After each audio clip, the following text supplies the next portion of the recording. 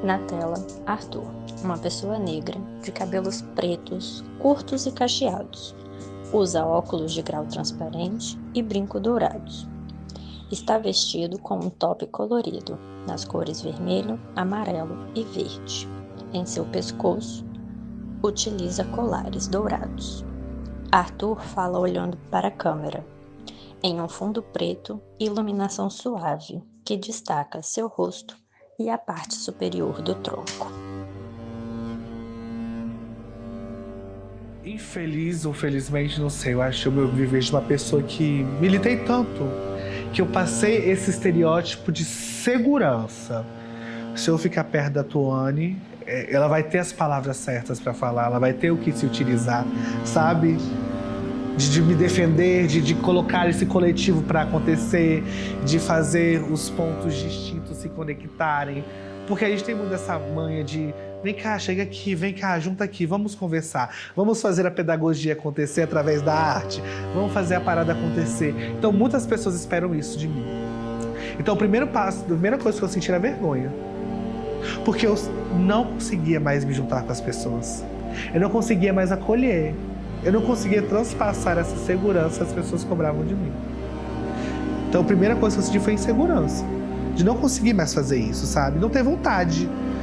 Vamos juntar todo mundo e vamos conversar nesse coletivo para fazer a parada acontecer de resistência. Eu não consigo mais resistir. Não dá mais para resistir.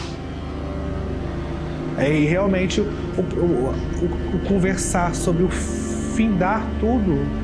Por N vezes, se eu não respirasse tanta arte, eu acho que a arte ela não estaria mais na minha vida. Como não está. Muitas pessoas percebem isso de mim. Né? E isso tem muito a ver também com esse lugar de que amor é esse que as pessoas querem.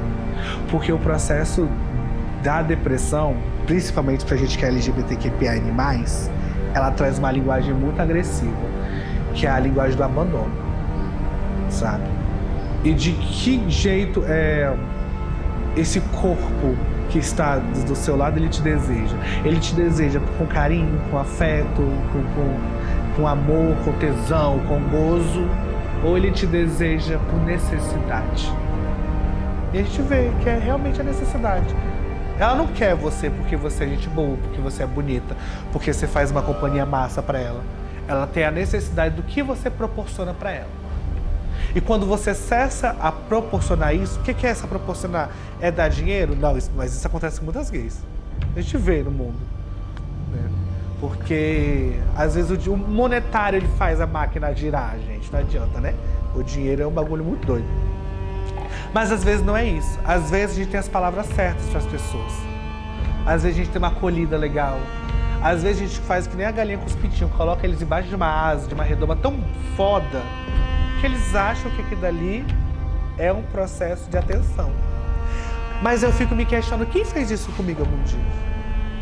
Porque começa eu sendo um corpo preto, dentro de uma casa onde minha mãe é branca e minha avó é branca. Então eu já cresci no meio branco de pessoas que não conhecem o que é o racismo. Passou isso. Depois de um meio, por mais que eu tenha um tio que é gay, e tal, eu tenho primos que são gays, mas ainda assim eu tô à parte, porque eu sou um gênero fluido. É um assunto tão novo quanto pra mim, quanto pra eles. Então não vai entender. Sempre vai me associar a uma bicha muito afeminada ou uma mulher trans masculina. Nunca vai ser quem eu sou, entende? Então já estamos no processo de eu me autoconhecer, que tá acontecendo ainda. Aí segundo, eu saio do meio religioso familiar, e transito para o meio religioso que só eu consigo coexistir, que é o candomblé, que é o espiritismo no geral, né? E só eu vivencio isso. Só eu tenho sensibilidade, só eu tenho sonhos, só eu vejo, só eu sinto. E que é uma coisa que me ferra mais ainda, porque eu não consigo explicar para ninguém. Então eu tô numa casa onde eu fico em silêncio, né? E isso me questiona muito, porque me faz entender que com 26 anos, como eu tive poucos amores, e como a maioria desses amores foram frutos da minha imaginação,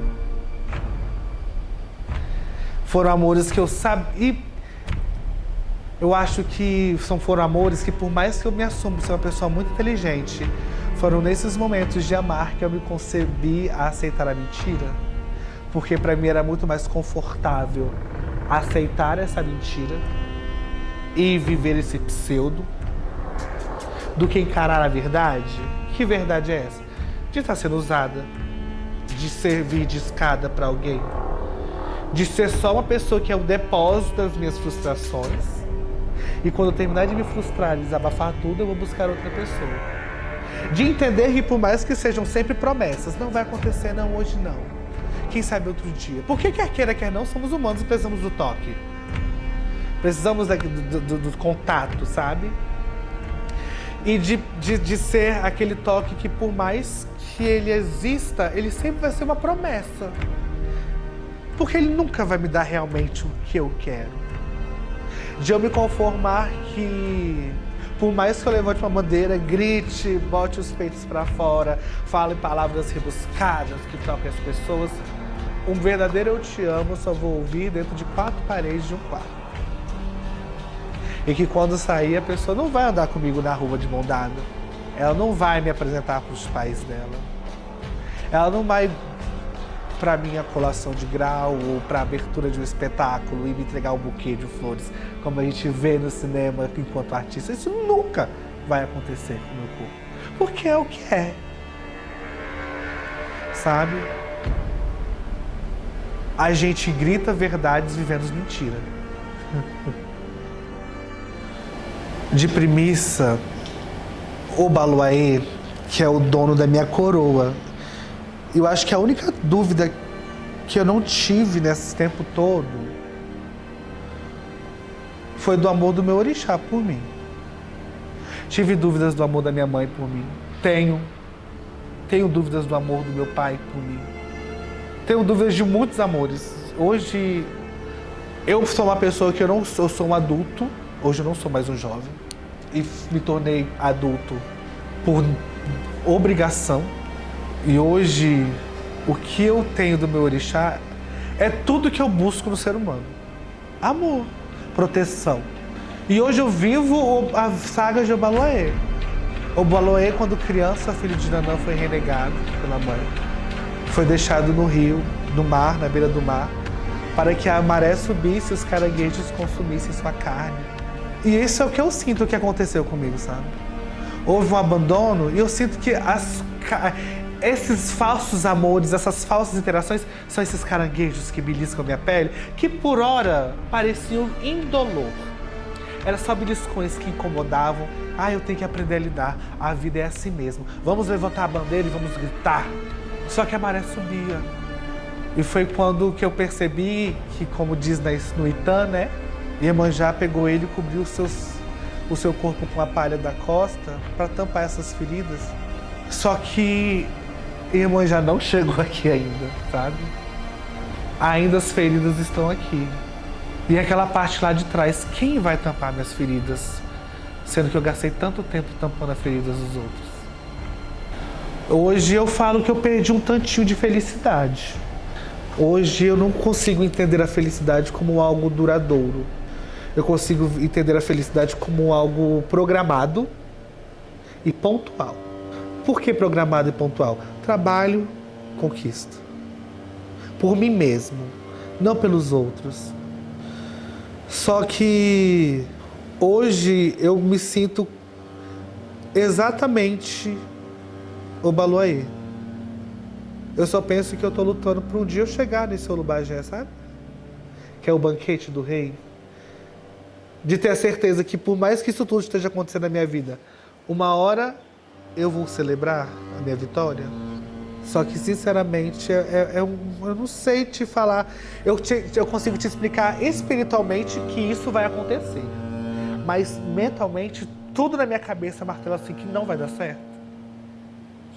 Sabe? Porque por mais que tudo esteja caminhado, tudo na minha cabeça diz que não vai dar certo. Que eu não vou conseguir resolver esse problema, que eu vou viver disso o resto da minha vida. De que por mais que isso tudo vai passar, ainda tem uma coisa que fala assim, que eu não vou conseguir atingir e nunca vou conquistar esse amor de escola que quando eu tinha 12 anos eu via acontecendo com as menininhas que eu andava, sabe? Ou nunca vou ter aquele cara mais bonito da sala que eu sempre achava ele lindo. E sempre virava a melhor amiga dele. Mas ele nunca ia olhar pra mim com os olhos que eu olhava pra ele. De que eu nunca mais vou poder ir no cinema de mão dadas com o cara, ou que eu vou poder ser convidada para uma festa importante e ter uma pessoa lá me esperando, ou que um dia vão me dar um buquê de flores, ou que um dia alguém vai me esperar na porta da escola com uma caixa de bombom e vai ser tudo maravilhoso, porque já passou. Já passou, já. Não vou ter mais isso. Então, por mais que isso aconteça hoje, não vai ter a mesma emoção, não vai ter a mesma graça, não vai ter a mesma inocência, porque eu já perdi. E por mais que muitas pessoas olhem a gente gritando e berrando e estrondando ferozmente, sempre em ponto de batalha, sempre quando acontece uma discussão, as pessoas encaram o nosso rosto e esperem que a gente solte as palavras mais brandas e agressivas, levantando uma bandeira enorme, sacudindo ela ao algoz do céu estrelado. As pessoas esperam isso da gente. Mas ninguém pergunta o que eu esperava. E perdi. A militância, ela me fez resistir. Mas a militância me fez perder também.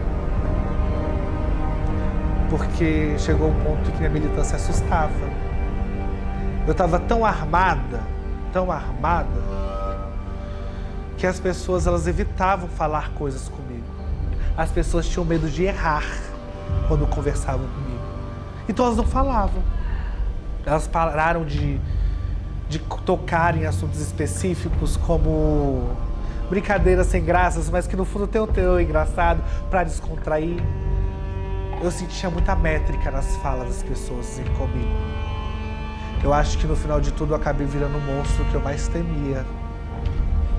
Eu me transformei nas pessoas que eu mais julgava e que eu me afastava delas. E eu fiz com essa guerra toda pessoas se afastarem de mim, por resistir demais, de não querer mostrar minha fraqueza. E de tanto fazer isso, hoje eu me perdi. Hoje eu não sei o que é mais, onde está a minha fraqueza. Eu só sei que eu sinto ela, mas eu não sei onde ela está.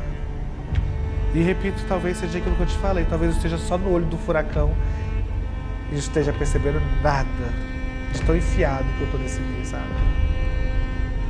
Oxum, ela fala muito sobre ciclos. Oxum, ela fala que nosso corpo deve ser como a água, fluido, né?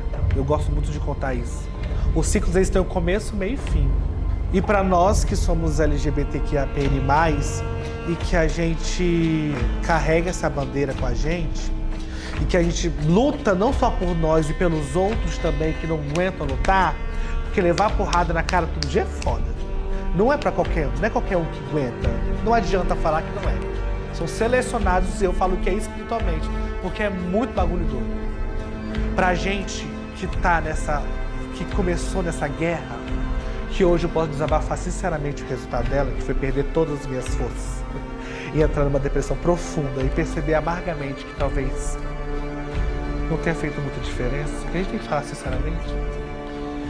É o que o Oxum diz, que a gente tem que saber como é que esses ciclos começam e terminam, porque o rio é fluido, né? O rio é um rio porque ele tem sua nascente e ele flui até o mar. Então, se a gente entende que Oxum trabalha com essa fluidez toda, a gente entende que uma água parada é uma água que ela não tem vida, é uma água que não tem movimento, é uma água que não oxigena, é uma água ruim, que ela dá um lodo, ela envelhece, ela apodrece, ela vira uma mágoa, né? E hoje eu acho que, sinceramente, eu só sou uma pocinha de água parada. Porque eu cansei de fluir. E essa é a parte que ninguém conta, de quando a gente cansa de lutar. É a parte que as pessoas se calam, se isolam, se excluem de tudo.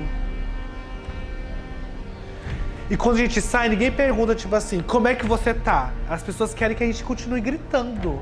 Só que a gente não tem voz mais. Quando eu estava no meu ápice de resistência, aí você pensa, uma bicha preta, candomblessista, gênero fluido, presidente do Conselho Municipal da Juventude do município, que é puta transfóbico. Aí você trabalha numa organização que vem com o intuito, através de processos para favorecer a juventude. E lá dentro você vê passamentos que contrapõem sua militância, que te ferem mais ainda. E não tem com quem conversar dentro de casa, porque ninguém entende, ninguém sabe desses meios. Tentar resistir através da arte, mas para fazer arte a gente tem que amar aquilo. E tudo vai caindo como efeito dominó. Só que a gente não percebe. A gente não percebe quando ela está chegando. A gente só esquece a porta aberta. E do nada um laudo médico. Você está com depressão, você tem que se tratar, correr atrás, você não sabe como fazer isso. Tudo se perde, sabe? E isso não é o belo, isso é quando os holofotes se apagam, isso é quando a cortina já está fechada, quando já passaram os aplausos. E agora? Que as pessoas não sabem sobre mim.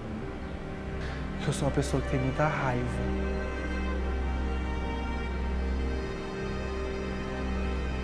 Eu tenho muita raiva. Porque as pessoas veem sempre atuando, eu tô como um docinho com as palavras acolhedoras que abraçam. Mas elas não entendem que eu precisei me transformar naquilo para conseguir viver. Mas eu carrego uma raiva tremenda. Uma raiva que ela vai se moldando, mas ela não vai embora. Que é como um animal que fica do lado de fora, na coleira, de que precisa ser alimentado corretamente, precisa ser vigiado, que eu preciso observar quando ele está lá, porque se ele se irritar, ele vai fugir e vai atacar, entende? Porque as pessoas não sabem de mim, é que eu sinto muita raiva. E essa raiva que me faz eu controlar bem o que eu falo, porque é um bicho que eu não conheço. Mas não uma raiva dos outros, é uma raiva de mim mesmo, sabe? De falar assim, a procrastinação que vem a partir da depressão, ela faz com que a gente se julgue de uma forma muito desgraçada, sabe? A gente se destrói. Eu me julgo de perguntar assim, por que eu não nasci normal? E a gente usa esses termos, sabe? Por que foi tudo tão difícil pra mim? Por que pra mim tem que ser desse jeito? Por que não pode só aparecer uma pessoa massa, que eu ame, me apegue, fique com ela, trabalhe, cresça no meu trabalho, termine meu ensino superior, ande na rua tranquilamente, sem ser assediada ou confundida com uma prostituta, ou ser agredida porque a pessoa queria me agredir, de andar de mãos dadas com alguém na rua tranquilo e chegar em casa, poder ter um sono de 8 horas, acordar cedo, talvez ter filhos, construir uma família, ver eles crescerem e depois eles saírem de casa e voltarem lá só pro Natal, passar o Ano Novo, depois eles voltarem para casa. E depois eu comemorar umas bodas de 25 anos de casado ou de 50 e falar que eu tive uma pessoa que ficou comigo o resto da minha vida. A minha raiva é não poder ser comum. Muitas pessoas viram pra mim, Marcelo, e falam que eu sou uma pessoa muito especial. Mas ninguém me perguntou se eu queria ser especial. Ser especial é foda. Foda pra caralho. E aí que vem a espiritualidade. Tudo isso que você não pode ver, mas sente. Porque quando a gente pensa em tirar a nossa própria vida, muitas pessoas veem essa cena, como são tragas em filmes, com uma loucura, com um medo, com um terror, sabe? Da pessoa segurar pra fazer aquilo, mas não, cara. A gente tem que tomar muito cuidado com isso. Porque quando essa vontade vem, e eu falo isso por experiência própria, ela vem na maior paz possível. Quando você pensa que você já cansou de lutar e você vai acabar, como uma pessoa que chega cansada do trabalho, toma um banho e relaxa na cama, busque essa sensação na mente. É essa sensação. A morte é a total bonança. E a única certeza que a gente tem é essa. Então, quando que as pessoas não sabem de mim, é que eu sou uma pessoa muito raivosa. Eu sou uma pessoa que tem muita raiva de mim. Eu acho que muitas vezes eu me vejo como meu pior inimigo. E por mais que eu transpasse para as pessoas, não sei. Sou uma pessoa com uma cabeça tão tranquila e muito organizada, em nichos específicos para se falar. Mal sabem as pessoas que até as palavras que saem da minha boca precisam ser coreografadas por causa da minha dicção e da minha ansiedade. Se eu não pensar antes de falar, quem me conhece sabe. As palavras embolam, se trocam, avesso. Então tudo isso aqui é ensaiado. Tudo isso aqui é um enredo muito bem colocado para que saia bonito para inglês ver. Mas a gente tenta resistir. Mas eu acho que é importante a gente tirar esse amor todo que tem da militância, sabe? De que, a duras penas, eu aprendi que recuar e ir embora é sinal de força. Falar que não quero é sinal de resistência. Falar para as pessoas que as pessoas têm muita curiosidade na nossa vida, né? Mas eu não quero falar desse assunto. Como é tranquilo fazer isso, sabe?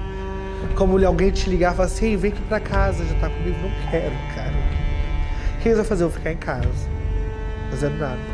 Porque a gente realmente não quer. Porque no final, essas pessoas estão chamando a gente para depositar em nós suas frustrações. Ah, mas não é assim. É sim. Elas querem desabafar. Ah, mas você também pode desabafar, mas eu não sei fazer isso. Sabe? Eu só sei escutar. Eu não sei falar o que dói. Ah, mas por que você não sabe? Porque eu nunca tive alguém que me escutasse. E hoje, com 26 anos, eu não consigo mais fazer isso.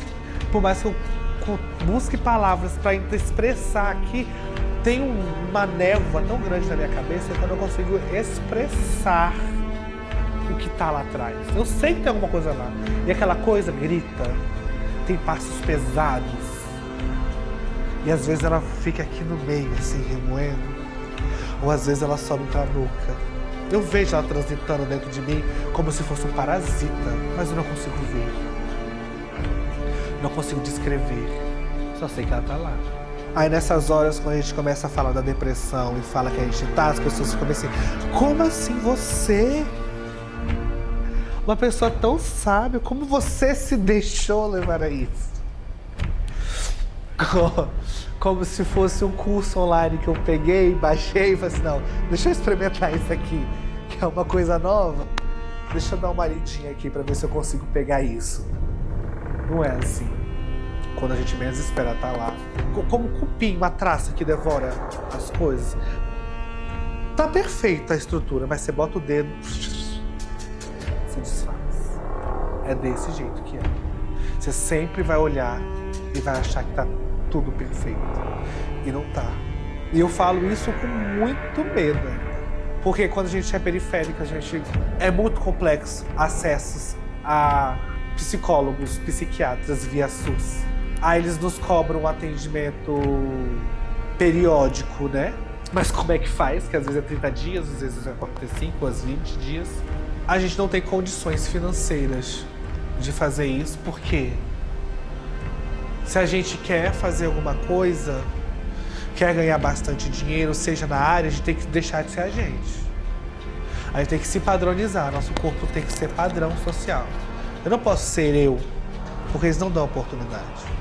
Hoje a gastronomia, ela me toma muito meu coração, minha vida, e é uma coisa que pulsa. Eu faço um curso de especialização.